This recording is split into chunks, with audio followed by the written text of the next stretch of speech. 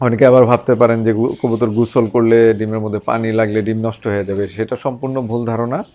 বরঞ্চ কবুতর যদি থরে থাকা অবস্থায় গোসল করে তাহলে হ্যাচিং রেটটা ভালো হবে, ডিমটার মধ্যে প্রপার হিউমিডিটি মেনটেন হয়, যে কারণে হচ্ছে গিয়ে বাচ্চার কোয়ালিটি ভালো হয়, বাচ্চা ডেড ইন শেল হওয়ার সম্ভাবনা কমে যায়।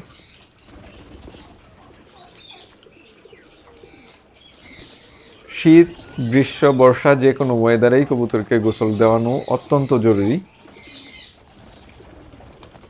আমি চেষ্টা করি সপ্তাহে অন্তত 1-2 দিন কবুতরগুলোকে গোসল দেওয়াইতে।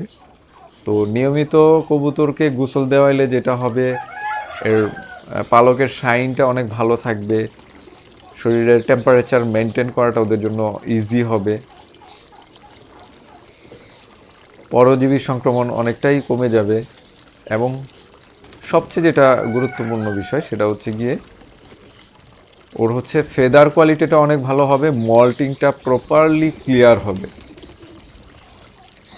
মল্টিংটা অনেক স্মুথ হবে, খুব সুন্দর মতো মল্টিংটা হয়। ধন্যবাদ সকলকে, সাথেই থাকুন। আসসালামু আলাইকুম।